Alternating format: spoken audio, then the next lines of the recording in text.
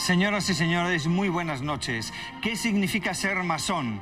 La masonería española, durante tanto tiempo perseguida e ilegalizada por el régimen franquista, lleva años tratando de abrirse a la sociedad y de librarse de una leyenda negra que les acusaba de secretismo, tendencia por el esoterismo e infiltración en los centros de poder. 30 Minutos ha visitado distintas logias donde varios masones madrileños muestran abiertamente en qué consisten sus ritos.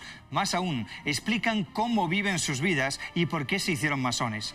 Esta noche conoceremos cuáles son sus propósitos, el significado secreto de sus símbolos y la influencia real que tienen en la sociedad.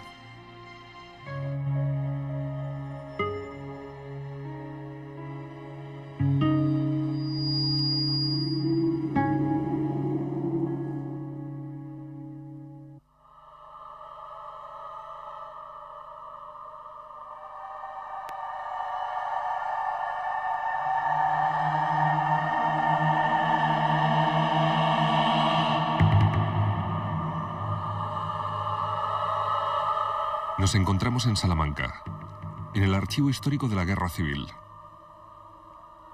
El propio Franco ordenó en los años 40 reconstruir esta logia masónica con los objetos incautados durante la guerra a miles de masones. La intención era alzar un museo antimasónico, pero en la práctica este nunca llegó a existir.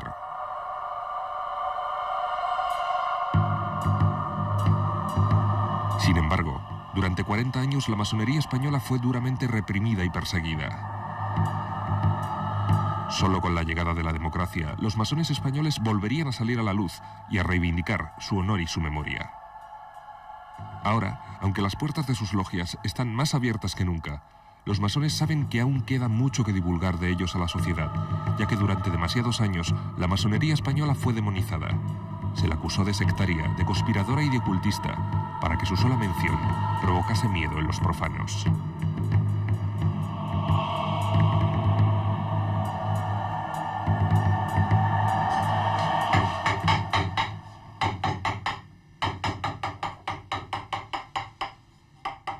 Fernando Izaguirre es miembro de una generación que no conoció los años de represión franquista contra la masonería. Pertenece a la logia Arte Real, dependiente de la Gran Logia Simbólica Española. Es un tipo de masonería denominada irregular, de un talante progresista y abierto y que admite a mujeres en las logias. Yo llegué a la masonería por un deseo de búsqueda. Yo estaba interesado en encontrar un entorno donde hacer reflexión y donde encontrarme con otras personas con inquietudes similares. Durante los primeros años pues fui bastante discreto, lo sabía mi familia y mis amigos más íntimos, y luego ha sido un poco la demanda social y las circunstancias que se nos han planteado las que me han llevado a apoyar siempre que he podido la salida a lo público de la masonería. El hecho de hacer un esfuerzo periódicamente, reunirse con otros, el hecho de invocar un deseo de armonía, un deseo de mejora de la humanidad, el hecho de reconocer ante los demás que quiere uno mejorarse, que quiere uno buscar vías de tolerancia, de comunicación con los demás, ya es mucho. Y salir por la puerta de la logia pensando, venga, a ver si hoy consigo llevar eso a cabo, yo creo que ya es un gran logro.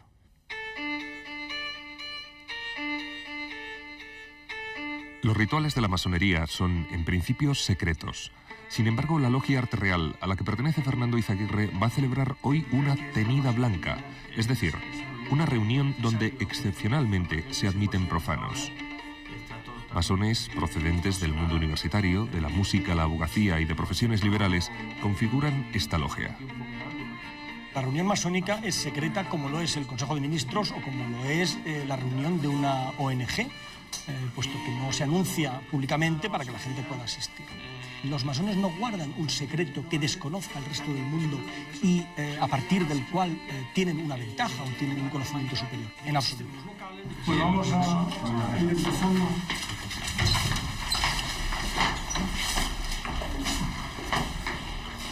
Bueno, hay camino por andar, de alguna manera. Qué bueno. Oye, qué bonito, Mandy. ¿Dónde lo has...? Este es regalo de la logia Arte Real, que se le regala a los pasados venerables maestros. Después de, en cada curso, tras la presidencia, la logia nos regala a los que hemos ejercido el cargo por por lo que hemos sufrido. Ahí pagando a... Es un salario simbólico. Queridos hermanos, unos momentos de silencio antes de entrar en el templo. La estructura de la tenida de la reunión masónica, a grandes trazos, estaría compuesta de, primero, la llegada de los miembros de la logia. En fin, con un margen de cortesía, pues se puede quedar a 1 hora en punto para empezar a 1:30. Una vez que se inicia la tenida, hay un ceremonial para ocupar los sitios. Cada persona ocupa en la logia un sitio concreto.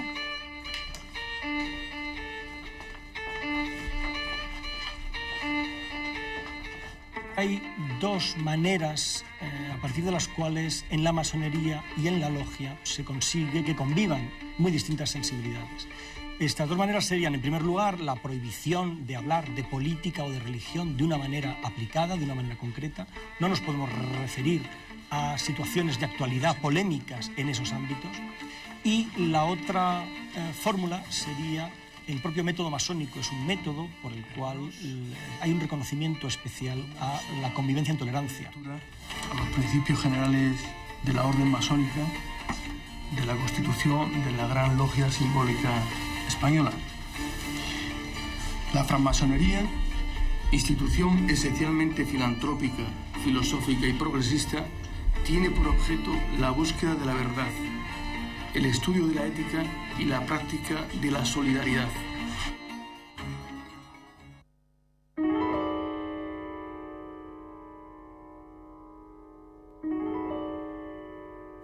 La palabra masón procede del francés y significa albañil. Los primeros masones eran los constructores de catedrales medievales que trabajaban la piedra y que, como gremio que eran, celosos de preservar los secretos de su trabajo artesanal, se reunían en logias cerradas y restringidas. Con el tiempo, esas reuniones se volvieron menos prácticas y más filosóficas. Nace así, en el siglo XVIII, la masonería tal y como la conocemos en la actualidad. Logias donde los masones siguen estrictos rituales en su templo, donde se habla de filosofía, de ética y de humanismo y donde se busca el conocimiento y el perfeccionamiento interior. El fin último sería mejorar a la humanidad. Para ello, los rituales masónicos se basan en símbolos que potencian determinadas cualidades en los miembros de la logia. La plomada, por ejemplo, representa el equilibrio, el compás, el respeto y equidistancia hacia el resto de los hombres, los mandiles, el trabajo. Su símbolo por excelencia, el gran arquitecto del universo, representa la divinidad. Los masones entre sí se consideran hermanos. Este vínculo fraterno, su afán por el libre pensamiento, sumado a lo secreto y extraño de sus rituales, excitaron siempre la imaginación de los profanos y el recelo de muchos gobernantes que les acusaron de ser conspiradores políticos y de constituir un verdadero peligro para la religión oficial.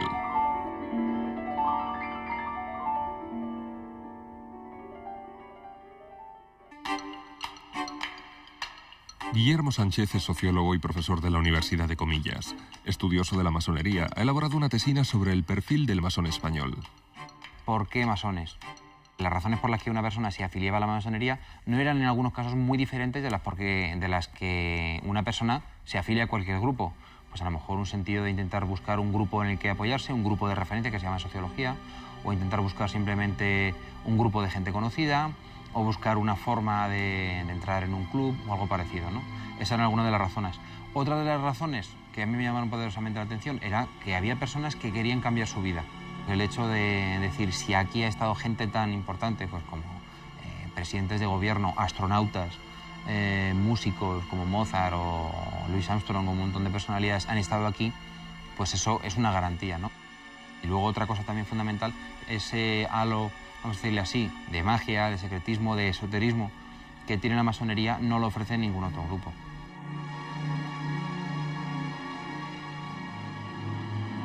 Guillermo Sánchez también ha investigado la huella de la masonería en aspectos de la vida cotidiana.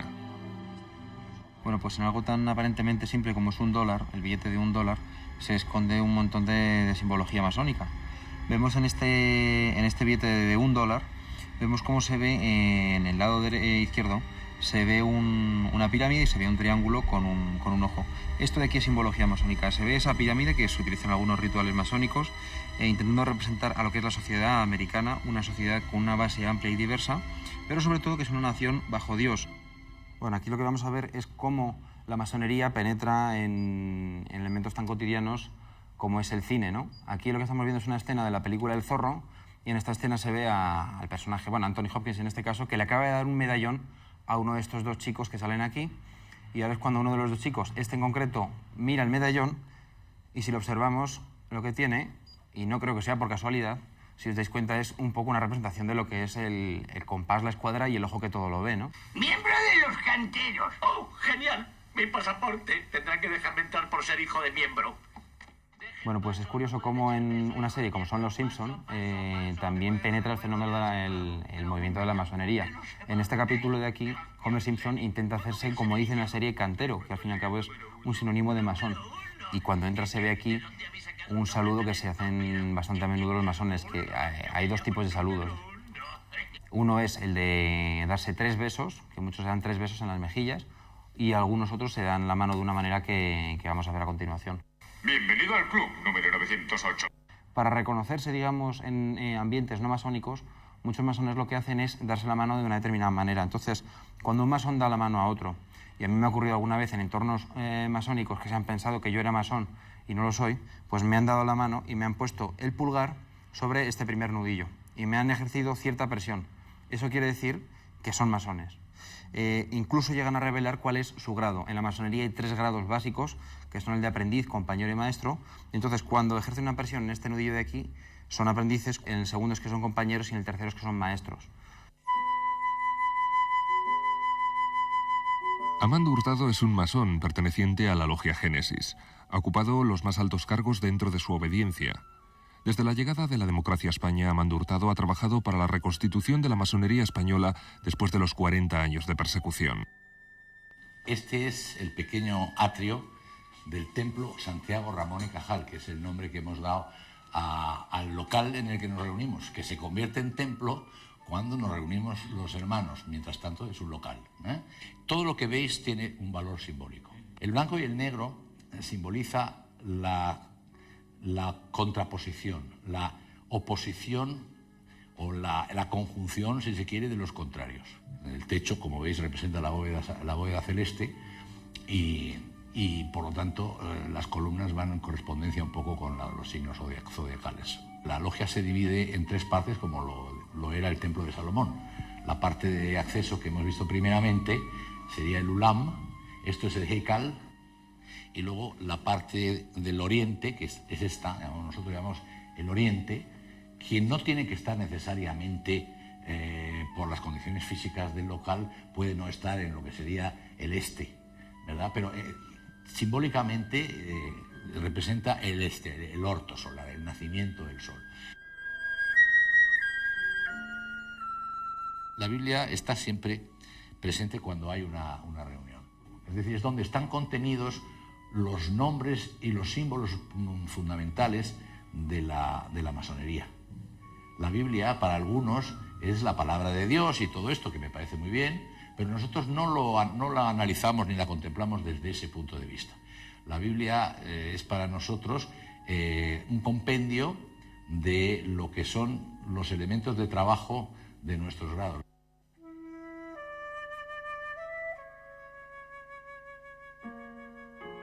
La plomada, que va de lo que llamamos nosotros el cenit al nadir, que es la profundidad del universo, la vertical del conocimiento que no tiene límites, el conocimiento total, que es una aspiración, no pretendemos haberlo alcanzado, pero sí tenemos esa aspiración de que la humanidad llegue a un conocimiento del universo mucho más perfecto. La masonería es un arte de vivir, una manera de vivir, una búsqueda permanente de la verdad, de lo justo, es decir, que los principios morales son la expresión de la espiritualidad laica que nosotros propugnamos. Todo lo que en España y en Europa se ha armado obedece a una conspiración masónica izquierdista en la clase política. El famoso contubernio entre masonería y comunismo y judaísmo, que era una obsesión transmitida a Franco y a su entorno. No olvidemos que Franco tenía un entorno, ¿eh? El padre era masón, el hermano era masón, y él quiso ser masón. Intentó ingresar en una logia la logia Lucus de Arcila, en el norte de África, en Marruecos. Fue rechazado, puesto que sus compañeros militares le consideraban excesivamente cruel y, en fin, tenía unas cualidades que no se adaptaban a la masonería. De maestro. Porque, como digo yo, cuando hablo de la... Un historiador que ha estudiado durante años la masonería es Ricardo de la Cierva. Conocía a Franco personalmente y pudo preguntarle cara a cara el porqué de su obsesión contra los masones. Franco era masonería. ¿Estaba obsesionado? Sí, lo estaba. ¿Estaba obsesionado exageradamente? Lo estaba. ¿Todo lo que Franco creía sobre la masonería es falso? Pues no, señor. Estaba muy bien informado sobre la masonería. Tenía informadores dentro de la masonería. Bueno, ¿cuál fue el error de Franco en la masonería? El error fue que él atribuía a la masonería todos los males históricos de España. No es verdad. Franco tenía la masonería en su familia. Pero eso de que Franco se inició en una logia de Larache y que no hay un testimonio, no hay un documento. Estaría. No ha habido en nuestra nación ninguna rebelión ni conato de traición contra la patria que no se fraguase en la sombra de las logias masónicas. Y aún hoy, liberada España de esta carroña, todavía esas insignificantes marejadas políticas, por mucho que se disfracen, obedecen siempre a la intriga y a la oculta inspiración de los masones expatriados. En el archivo histórico de la Guerra Civil, en Salamanca, se conservan decenas de miles de fichas policiales y de expedientes de los masones que fueron perseguidos por el régimen. Para ello, se creó ex profeso el Tribunal para la Represión de la Masonería y el Comunismo. Había muchísimas denuncias amparadas en la arbitrariedad de la denuncia que servían para cubrir los odios personales. Entonces, una mera acusación, una simple acusación de ser masón, ya era motivo de ser, por lo menos, vigilado. Naturalmente, las penas iban condicionadas por el grado de incardinación en la masonería. Un gran maestro, un grado 33, que es el grado máximo del rito escocés antiguo aceptado, tenía mucha más penalización que un grado primero. Todos los personajes totalitarios, bien sean de derecha o de izquierda, como Stalin o como el mismo Fidel Castro, aunque los ha tolerado un poco en Cuba, o de derechas, como Salazar, Petén, Hitler, Mussolini, Franco, es un globo, no solamente es Franco. Les viene muy bien el secreto masónico para poder cargar las culpas de la sociedad en una sociedad que es secreta y que, por lo tanto, no puede defenderse.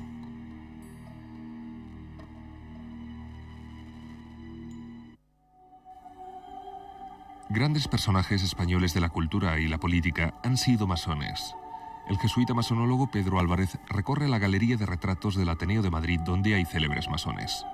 En concreto, ahora nos encontramos en la Sala Azaña, un personaje importante para el Ateneo, que fue su presidente y que fue también masón, pero nos sirve para la desmitificación de la pertenencia a las logias, puesto que apenas apareció en una sesión a las tenidas en logia, a los trabajos en logia.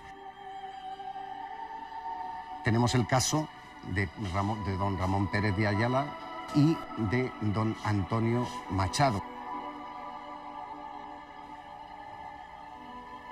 En esta misma sección vemos el retrato de don Vicente Blasco Ibáñez, que se inició en las logias de Valencia, en una logia de Valencia, a finales del siglo XIX, aunque luego ya durante el siglo XX no perteneció a la masonería.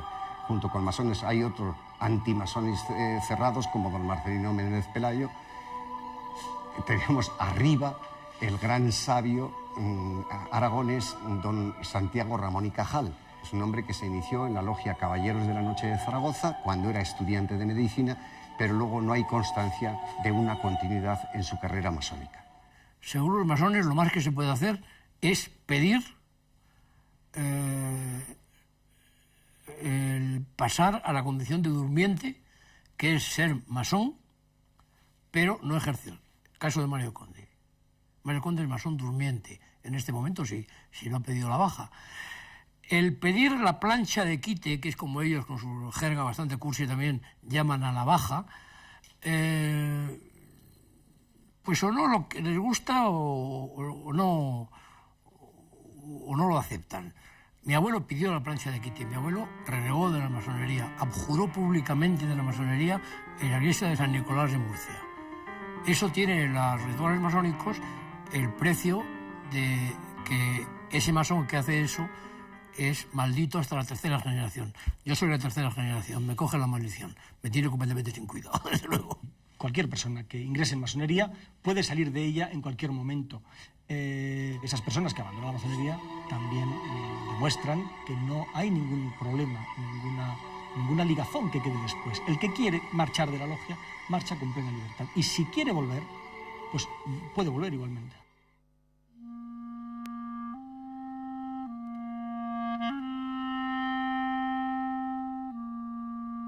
Alfredo Melgar es un masón que hace años fue expulsado de la Gran Logia de España.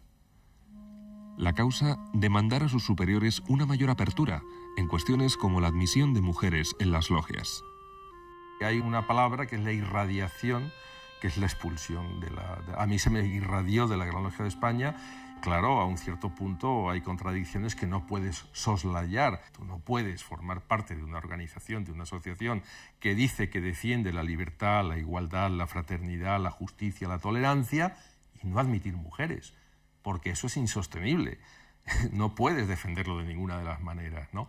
Entonces, creo que la masonería española tiene una gran ventaja. Es joven, es muy pequeña, no tiene intereses creados y puede, por lo tanto, hacer una relectura de la herencia masónica y adecuarla a nuestros tiempos. Porque aquí hay un grave riesgo, la masonería corre un grave riesgo, que es el que acabe siendo una institución puramente testimonial.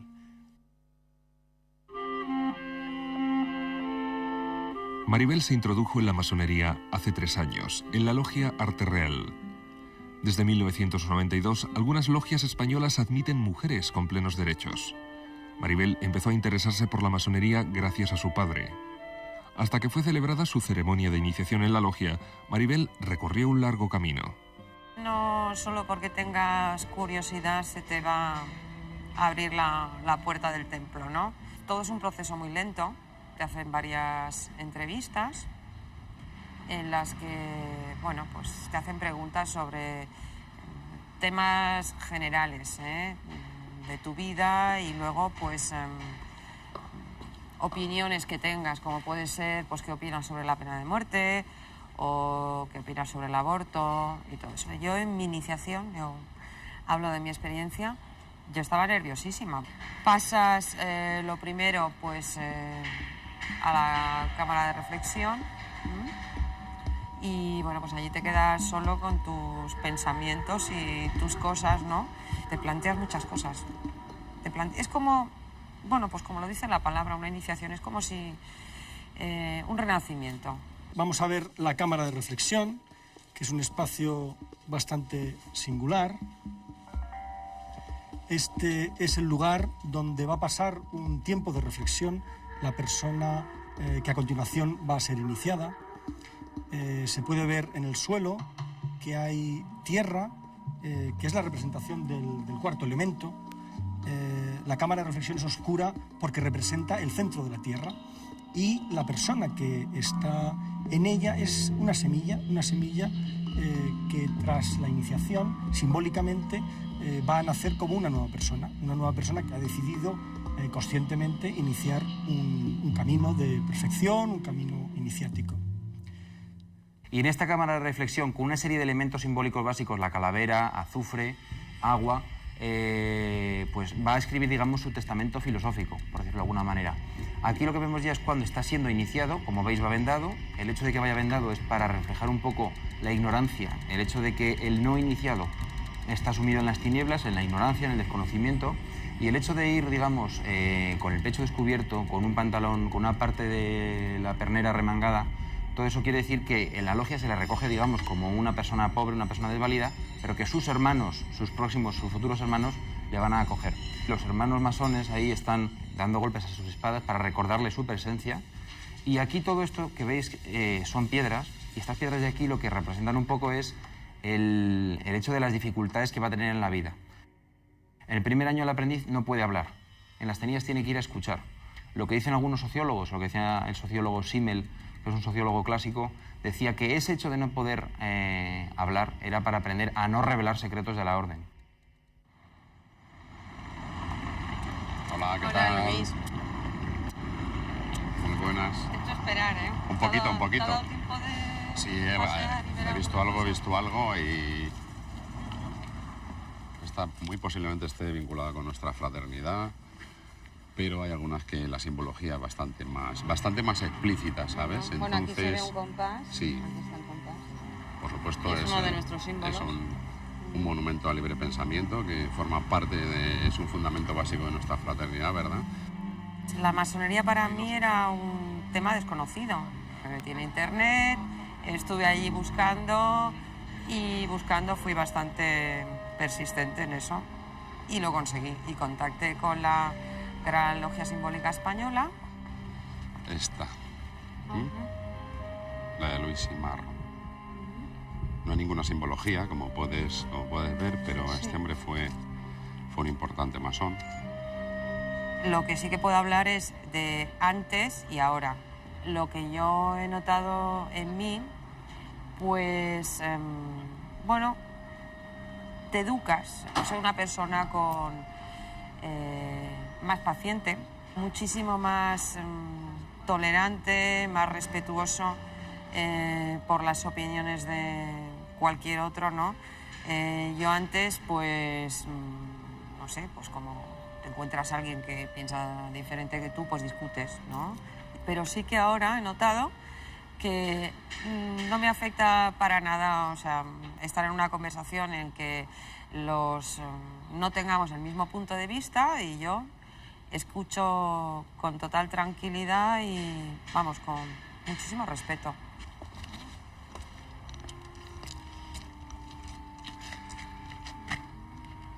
Sí, con la escuadra, el compás, la estrella de 5 puntas y la G en el centro. Y además es muy curiosa, porque hay una foto del señor con la banda puesta.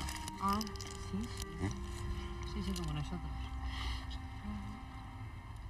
Cuando yo me quiero comparar antes y después de entrar en la logia, lo que más me gusta recordar es lo que dice mi mujer de mí mismo. Ella dice que ha visto un cambio importante en mí. ¿En qué sentido? Pues en el sentido quizá de ser más sociable, de tener un comportamiento, en fin, algo más preocupado o algo más interesado en las personas que me rodean. La hermandad se basa en el trato que este grupo de personas que se reúnen promueve, ¿no? Este trato se puede dar, si no idéntico, sí similar, entre los miembros de una familia, entre los miembros de un partido, entre los miembros de una patria o de una localidad y en un sinfín de situaciones. En cuanto a si puedo tener ilusión en que mis hijos o familiares se interesen por la masonería, pues la verdad es que yo me conformo con que ellos vean con naturalidad que su padre es masón, que algunos de los amigos de su padre o de las amigas de su padre son masones y que cuando se reúnen y cuando él ve, porque en algunas ocasiones hay actos familiares o actos en los que también participan, digamos, los hijos, con tal de que ellos vean normalidad y de que vean un buen ambiente, y yo me conformo. Sí me gustaría que ellos me recordaran como una persona que empeñó parte de su tiempo y de sus ilusiones en apoyar esta tradición y esta metodología masónica de mejora de la persona, y me gustaría que conocieran qué es la masonería.